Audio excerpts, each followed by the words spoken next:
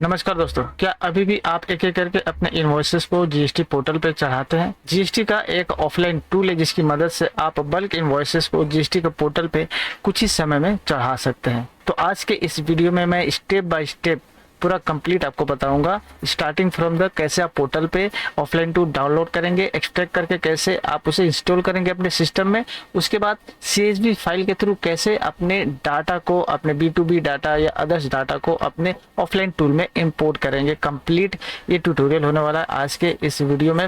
GST offline tool को आपको download करना होगा। डाउनलोड करने के लिए आपको gst.gov.in जो है जीएसटी का पोर्टल, वहाँ पे आ जाना है। मैं आपको होम से बताता हूँ। यहाँ से होम पेज से आपको यहाँ पे डाउनलोड का ऑप्शन सीधा दिया रहेगा। उसके बाद आपको ऑफलाइन टूल में आ जाना है। ऑफलाइन टूल आने के बाद सबसे पहला ऑफलाइन टूल का ऑप्शन है यहाँ पे, उसको आपको डाउनलोड कर लेना है और डाउनलोड करके अपने सिस्टम में आपको इसे इंस्टॉल करना है। यहाँ पे डाउनलोड का ऑप्शन दिया रहेगा। वो हमेशा याद रखना है कि लेटेस्ट वर्जन का जीएसटी ऑफलाइन टूल जो है वो आप डाउनलोड और इंस्टॉल करें अपने सिस्टम में जब भी आप अपना GSTR1 फाइल करें। नहीं तो क्या, वैलिडेशन का एरर इससे ही सबसे ज़्यादा आता है, क्योंकि ओल्ड वर्जन में अगर आप अपने डाटा को इंपोर्ट करेंगे और आपका जेसन फाइल जो क्रिएट होगा ओल्ड वर्जन से पोर्टल पे वो अपलोड करेंगे तो वहाँ पे एरर दिखता है।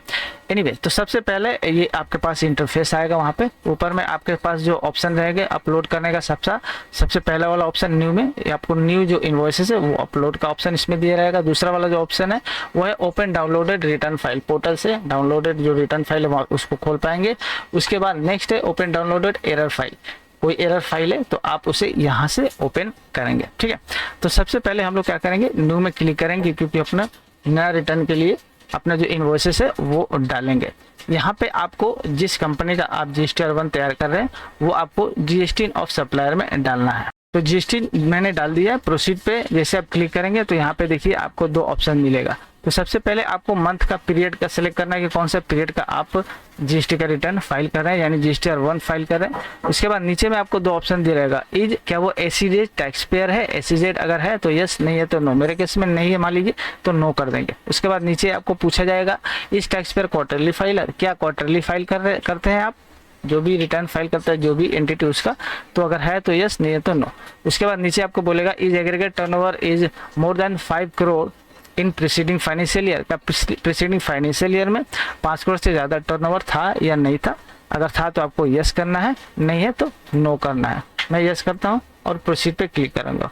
जो भी ऑप्शन आपने सिलेक्ट किया उसको आपको यहाँ पे शॉर्ट में दिखेगा, आपको कंफर्म करके यस पे क्लिक करना है।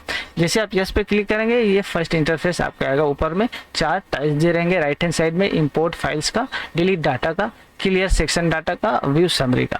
अब देखिए इनपुट फाइल में क्या होगा, इसको क्लिक करके हम लोग जितने भी अपने डाटास हैं, B2B हो गया, एक्सपोर्ट हो गया, जो भी इनवॉइसेस है उसको इंपोर्ट करते हैं CSV फाइल के थ्रू। दूसरा वाला डिलीट ऑल डाटा है। इस टाइप से आप पूरे डाटा को, जो भी आप मान लीजिए इंपोर्ट किए उसमें कुछ एरर हो गया, कुछ डाटा गलती हो गया, मिसमैच हो गया, आप यहाँ से इसे क्लिक करके एक साथ सारे डाटा को डिलीट कर पाएंगे, फ्रेश कर पाएंगे आप।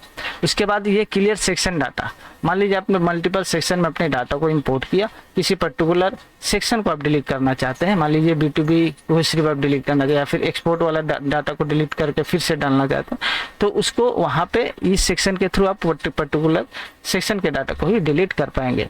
लास्ट वाला ऑप्शन है व्यू समरी। इसको क्लिक करके आपने जो डाटा इंपोर्ट किया है उसका समरी देख पाएंगे, number of invoices, total taxable tax amount, ये सारा ब्रेकअप आप यहाँ पे देख पाएंगे। ठीक है, तो सबसे पहले हम लोग क्या करेंगे, मैं आपको दिखाता हूँ इंपोर्ट फाइल करके। अपने ने क्या किया, अपना ऑफलाइन टूल इंस्टॉल हो गया सिस्टम में। अभी क्या है, डाटा को यानी कि B2B इनवॉइसेस, एक्सपोर्ट इनवॉइसेस, सबको हम लोग इस जो ऑफलाइन टूल में इसको इंपोर्ट करेंगे, क्योंकि हमारा इनवॉइसेस बहुत सा हैवी, बहुत ज़्यादा है, तो एक एक करके इंपोर्ट करने में काफ़ी समय लगेगा। तो हम क्या करेंगे, इस ऑफलाइन टूल में कुछ ही समय में टेम्पलेट के थ्रू सारा डाटा इंपोर्ट कर लेते हैं। कैसे होता है चलिए मैं आपको दिखाता हूँ, ध्यान से देखिएगा। यहाँ पे एक फोल्डर मिलता है सेक्शन वाइज CSV फाइल का। इस फोल्डर के अंदर जब जाइएगा तो आपको हर एक सेक्शन का, GSTR1 में क्लिक करना है आपको, हर एक सेक्शन का एक अलग अलग CSV फाइल आपको मिल जाएगा, यानी कि B2B का, B2C का, अमेंडमेंट का, एक्सपोर्ट का, अमेंडमेंट का, जो भी जितने टाइप के आपके आउटवर्ड सप्लाईज है, इनवॉइसेस है, सारे सेक्शन का सेपरेट आपको CSV फाइल मिल जाएगा। यानी कि हर एक सेक्शन का आपको जो है अपना डाटा, जिस सेक्शन में आपका डाटा है उस CSV फाइल को आपको फिलअप करना है और पोर्टल पे इंपोर्ट करना है। एग्जाम्पल के लिए मान लीजिए हमारे पास जो B2B का शीट है वो मैं अपने डाटा से फिलअप कर लेता हूँ, उसके बाद हम लोग उसे इंपोर्ट करेंगे। तो सबसे पहले जब खोलिएगा ना, आपको जब फ्रेश आप खोलिएगा तो आपको इस तरह का कुछ CSV फाइल दिखेगा जिसमें प्रीफिल कुछ डाटा रहेंगे, सैंपल डाटा, ठीक है, सैंपल डाटा रहेंगे। इसको अपने को डिलीट कर लेना है और आपका जो डाटा है, फ्रेश जो डाटा है, आपके इनवॉइसेस जो है यहाँ पे आपको चढ़ा लेना है। क्या देना है यहाँ पे? सबसे पहले GST नंबर, उसके बाद रिसीवर का नाम, उसके बाद इनवॉइसेस का डेट और उसका नंबर रहेगा, उसके बाद इनवॉइस का वैल्यू, प्लेस ऑफ सप्लाई देना है, रिवर्स चार्ज है कि नहीं है वो देना है, यस नो में। उसके बाद आपका टाइप ऑफ ट्रांजेक्शन जो है वो देना है, रेट देना है, टैक्सेबल वैल्यू देना है, शेष अगर है तो शेष अमाउंट देना है। तो ये सारा डिटेल मैं एक बार भर लेता हूँ, उसके बाद हम लोग इंपोर्ट करके देखेंगे और इससे रिलेटेड मैं कुछ आपको बेसिक इंपॉर्टेंट बातें भी बताऊंगा जिसके कारण जो है वैलिडेशन का इशू आता है, एरर आता है। अभी मैंने B2B वाला CSV फाइल में जितने भी मेरे B2B के इन्वॉइसेस है उसको मैंने यहाँ डाल दिया है। जितने मेरे सारे इन्वॉइसेस है मैंने ऑलरेडी यहाँ पे डाल दिया है, जो जो कॉलम पे मांगा जा रहा है वो सारा मैंने डाल दिया है। अब यहाँ पे मैं आपको एक बात बताता हूँ, ध्यान रखिएगा, जब भी आप CSV फाइल में अपने डाटा को डालें, यानी कि डिटेल्स को फिलअप करें, इन्वॉइसेस को फिलअप करें, कोई भी सेक्शन हो, तो आपको एक बात का ध्यान रखना है, जो भी यहाँ पे जो सेक्शन है उसका जो CSV फाइल का जो भी कॉलम है वो स्पेसिफिक फॉर्मेट में रहता है। अपने को फॉर्मेट चेंज नहीं करना है, यानी कि आपको जो भी यहाँ पे डिटेल डाटा डालना है उसे स्पेशल पेस्ट करके या डालिए आप, यानी कि कहीं से अगर आप कॉपी करके पेस्ट कर रहे हैं स्पेशल पेस्ट करके डालिए, ताकि जो एग्जिस्टिंग फॉर्मेट है सेल का, एक्सेल का, वो चेंज ना हो। वो चेंज होगा तो फिर जब आप इंपोर्ट करेंगे तो दिक्कत आएगा।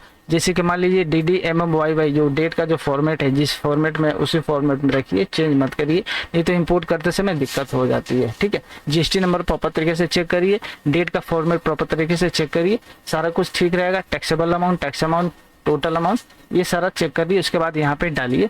डालने के बाद जब आप देखिएगा तब सब कुछ सही है तो आपको क्या करना है, इसे हम इंपोर्ट करेंगे अपने CSV फाइल में। ठीक है, तो चलिए मैं इसको एक बार इंपोर्ट करके देखता हूँ CSV फाइल में। तो हम लोग CSV फाइल अपना खोल लेते हैं, उसके बाद मैं इंपोर्ट पे जाता हूँ। इंपोर्ट पे क्लिक करने के बाद यहाँ पे देखिए नीचे में सेक्शन दिया हुआ है। अब सेक्शन, जो भी सेक्शन का आप डाटा इंपोर्ट करना चाह रहे हैं उसको सिलेक्ट करिएगा। मैं B2B का डाटा इंपोर्ट कर रहा हूँ CSV फाइल के थ्रू, तो यहाँ पे इंपोर्ट CSV और कॉपी एक्सेल का, कॉपी कर भी एक्सेल का है, यानी कि एक्सेल में से कॉपी करके भी पेस्ट कर सकते हैं। इंपोर्ट CSV का ऑप्शन पे क्लिक करेंगे, क्योंकि हम CSV का फाइल के थ्रू अपने B2B इन्वॉइसेस को इंपोर्ट कर रहे हैं, इसलिए हम CSV फाइल को सिलेक्ट करेंगे, इंपोर्ट फ्रॉम CSV फाइल। इसके बाद CSV फाइल को हम लोग यहाँ पे पाथ पे सिलेक्ट कर लेंगे और यस पे क्लिक करेंगे। यहाँ पे पूछेगा are you sure you want to save data, हम लोग यस पे क्लिक करेंगे। जैसे आप यस पे क्लिक करेंगे, अगर सब कुछ सही रहा आपके CSV फाइल में तो यस का यहाँ पे कंफर्मेशन आ जाएगा। इसका मतलब सारा इन्वॉइसेस जो है आपके GST का जो इन्वॉइसेस सारा जो है वो आपका ऑफलाइन टूल में इंपोर्ट हो गया CSV फाइल के थ्रू। अब इसे आप कैसे देखिएगा, राइट हैंड साइड में यहाँ पे व्यू समरी का ऑप्शन है, इसे क्लिक करिएगा। देखिए यहाँ पे आपका B2B SEZ और इन्वॉइसेस का आ गया, 40 इन्वॉइसेस जो है वो आपका इंपोर्ट हो गया। यहाँ पे डिटेल आप उसका देख पाएंगे। अब कौन कौन से इन्वॉइसेस है, यहाँ इसको आप क्लिक करके यहीं पे क्लिक करिएगा, सारा इन्फॉर्मेशन जो है आपको यहाँ पे खुल के आ जाएगा। कौन कौन से इन्वॉइसेस है, आप इंडिविजुअल इन्वॉइसेस को भी यहाँ से चेक कर सकते हैं। तो जितने इन्वॉइसेस है वो यहाँ पे खुल के आ जाएंगे, आप एक एक इन्वॉइसेस को चेक कर सकते हैं। अगर कोई करेक्शन करना है आपको तो आप यहाँ पे जाकर सर्च बॉक्स में इन्वॉइस का नंबर भी टाइप करके आप उस पर्टिकुलर इन्वॉइस को, या फिर यहाँ पे आपको दिख रहा है वहाँ से क्लिक करके आप कोई भी इन्वॉइस में एडिट कर सकते हैं, चेंज करके फिर आप सेव कर सकते हैं। इस तरह करके आपको जितने भी सेक्शन में डाटा है, यानी कि ये तो B2B हो गया। अगर एक्सपोर्ट का डिटेल है, एक्सपोर्ट का आपको CSV फाइल अलग से, उसमें आपको डाटा पहले फिलअप करना है। याद रखिएगा, आपको स्पेशल पेज के थ्रू करिए, यानी कि आपका जो सेल का जो फॉर्मेट है उसको चेंज नहीं करना है। जितने भी सेक्शन है आपके, एक्सपोर्ट का हो गया या अदर देन एक्सपोर्ट हो गया, क्रेडिट नोट का, डेबिट नोट का, जो भी है आप फिलअप करिए। उसके बाद इस सेम प्रोसेस से आपको इंपोर्ट करना है आपके ऑफलाइन टूल में, और समरी में जाके आपको इस तरह से समरी देख लेना है। सब कुछ डाटा फिगर को मिला लेना है कि सब कुछ फिगर सही है। अगर सब सही है तो आपको यहाँ से जनरेट का ऑप्शन मिलेगा, जनरेट पे क्लिक करना है आपको। जैसे जनरेट पे क्लिक करिएगा, यहाँ पे आपको देखिए एक फाइल जेसन का क्रिएट करके आपको दे देगा। इसे क्लिक करिएगा और क्लिक करके आपको कहीं भी जाकर आप इसे एक जगह अपना सेव कर लीजिएगा, और इसी जेसन फाइल को जो है आपको है पोर्टल पे अपलोड कर देना है।